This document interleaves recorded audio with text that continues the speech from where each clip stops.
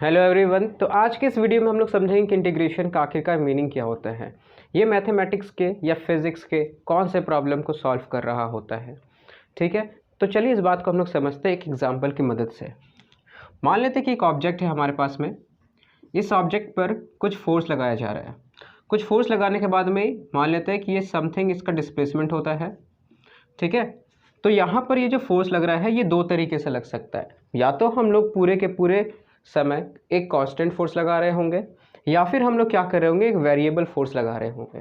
ठीक है, अगर कांस्टेंट फोर्स लगा रहे होंगे तो उस कंडीशन में अब यहाँ पे हम लोग क्या देख रहे हैं कि ये जो डिस्प्लेसमेंट, तो कुछ डिस्प्लेसमेंट होगा। ठीक है, फोर्स लगाए हम लोग और यहाँ पर कुछ डिस्प्लेसमेंट हुआ, तो हम लोग को फाइंड आउट करना है कि इस कंडीशन में वर्क कितना हो रहा है when a force is constant. तो पहले हम लोग क्या करते हैं कि जब ये कांस्टेंट फोर्स है तो उस कंडीशन में ग्राफ क्या होगा इसको देख लेते हैं।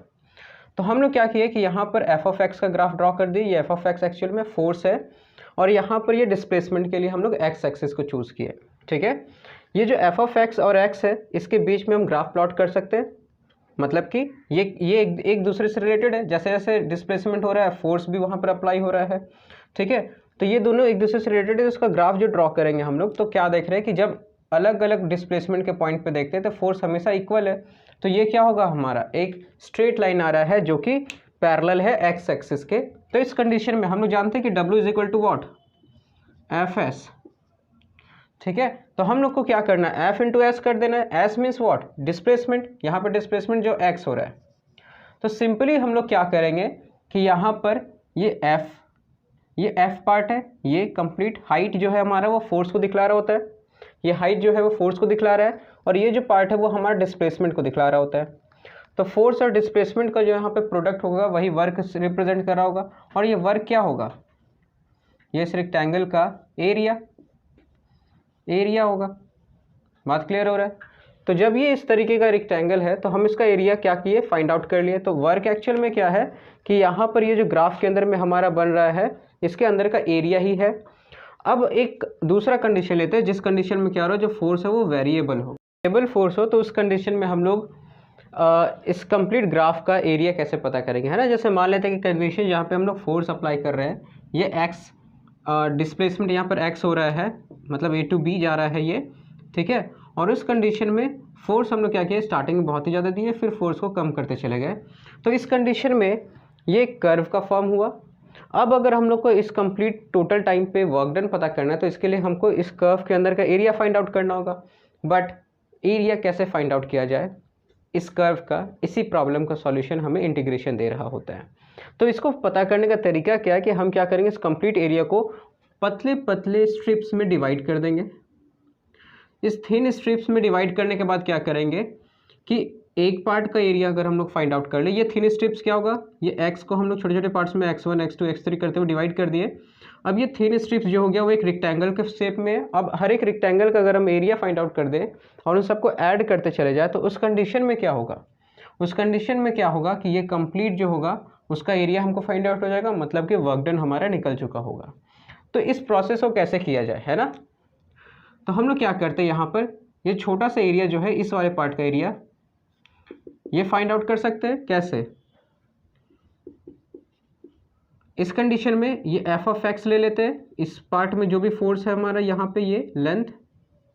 ठीक है, और यहाँ पर जो हमारा क्या है ये विड्थ हो जाएगा एक्स आई माइनस 1। अब ये क्या दिखा देगा, एफ ऑफ एक्स इंटू ये जो एक्स आई माइनस 1, ये पहला वाला हमारा दिखा रहा है, ये एक्स आई दूसरा वाला पार्ट है, ये दोनों चेंज को दिखला रहे हैं तो इसको हम लोग डेल्टा एक्स भी लिख सकते हैं। ठीक है, तो ये हो गया कंप्लीट इस एरिया का, इस छोटे से पार्ट का, इस एक स्ट्रिप का एरिया। अगर कंप्लीट का अगर हम लोग को एरिया फाइंड आउट करना हो तो उस कंडीशन में क्या करेंगे, हम लोग इस पूरे का सम कर देंगे। ये जो साइन है वो समेशन है, मतलब इस कंप्लीट के एरियाज का सम कर देंगे हम, तो ये फाइंड आउट हो जाएगा। बट यहाँ पे अभी भी प्रॉब्लम एक बात का है कि यहाँ पे ये वाला पार्ट जो है हमारा वो छूट रहा है, ये डार्क पोर्शन। तो जो कंप्लीट एरिया आएगा वो भी अभी एग्जैक्ट नहीं होगा। तो क्या किया जाए, हम लोग क्या कर सकते हैं यहाँ पे कि ये जो चेंज है यहाँ पे, ये जो हम लोग डिफरेंस ले रहे हैं इसको और पतला कर दे, इस स्ट्रिप्स को और पतला करते चले जाए और अप्रॉक्सीमेटली इतना पतला कर दे कि ये कंप्लीट एक लाइन की तरह दिखने लग जाए, एकदम थीन, ठीक है। तो उस कंडीशन में हम लोग क्या होगा, ये जो डेल्टा एक्स है इसको हम क्या कर दें, 10 टू हम लोग इसको बहुत ही छोटा करते चले जाए, यहाँ पर चेंज इन एक्स को हम लोग 0 की तरफ टेंड करते चले जाए, ठीक है। मतलब कि एक्स एन का जो नंबर्स है, ये जो हम लोग यहाँ पर लेंथ जो ड्रॉ कर रहे हैं ये बहुत ही ज़्यादा नंबर कर दें, ये जो एन का संख्या है इसको इन्फिनाइट की तरफ अगर हम लोग मूव कर दें, मतलब बहुत ही infinite number of strips draw कर दें, तो ये क्या होगा, बहुत ही पतला होता चला जाएगा। और इस कंडीशन में क्या होगा, ये जो डार्क वाला रीजन्स है वो वैनिश होते चला हुआ जाएगा, बहुत ही पतला स्ट्रिप्स करते हुए। और इन सब का एरिया अगर हम लोग फाइंड आउट कर ले, ठीक है, इन सब का एरिया अगर फाइंड आउट करके हम लोग सम कर ले तो वो हमारा इंटीग्रेशन हो जाएगा। और इस चीज़ को हम लोग कैसे रिप्रेजेंट करेंगे, इंटीग्रेशन एफ ऑफ एक्स। अब चूंकि ये जो डिफरेंस है बहुत छोटा हो गया तो इसको हम लोग क्या कर सकते हैं, डी एक्स के रूप में रिप्रेजेंट कर सकते हैं।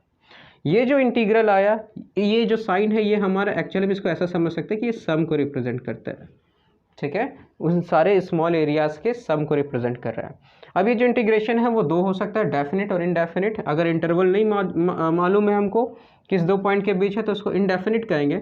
बट इस कंडीशन में जो हमारा इंटरवल है वो a to b है तो इसको यहाँ पे लिख देंगे फ्रॉम a to b। और ये जो हमारा हो जाएगा वो क्या हो जाएगा, डेफिनेट इंटीग्रल, ठीक है। और ये कंप्लीट हमारा वर्क को रिप्रेजेंट कर चुका होगा।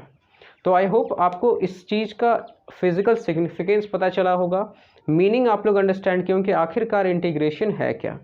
अब हम लोग क्या करते हैं कि कुछ देखते हैं कि इंटीग्रेशन को किस हिसाब से सॉल्व किया जाए, ठीक है। कुछ जनरल फंक्शंस जिसके इंटीग्रेशन को हम लोग देख रहे होंगे, जिसका यूज़ हम लोग को आगे फिज़िक्स में और फिज़िक्स मेनली हम लोग फिज़िक्स में करने जा रहे होंगे। तो फॉर एग्ज़ाम्पल देख लेते हैं, अगर integration of X N D X रहा, ठीक है, मतलब फंक्शन हमारा एक्स एन है और डी एक्स है, तो इस कंडीशन में जो हमारा होगा वो X N plus 1 by N plus 1 हो जाएगा, ठीक है। मतलब इसका एक पावर इंक्रीज कर जाएगा और जो नया नंबर आएगा उसी से हम इसको डिवाइड कर चुके होंगे, ठीक है। अगर integration of 1 by x D x है तो ये log ऑफ एक्स आ जाएगा। ये log ऑफ एक्स एक फंक्शन है हमारा। तो इंटीग्रेशन जो है वो डिफ्रेंशिएशन का जस्ट ऑपोजिट है, मतलब ये दोनों एक दूसरे के ऑपोजिट्स है। इसके बारे में हम लोग डिस्कशन जो है वो अगली वीडियो में कर रहे होंगे, ठीक। फिर integration of sine x D x जो होगा वो हमारा माइनस कॉस एक्स आ रहा होगा, ठीक है।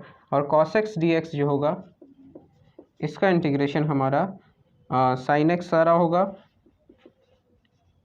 और इसके बाद में इंटीग्रेशन ऑफ ई की पावर एक्स डी एक्स जो होगा वो ई की पावर एक्स ही दे रहा होगा।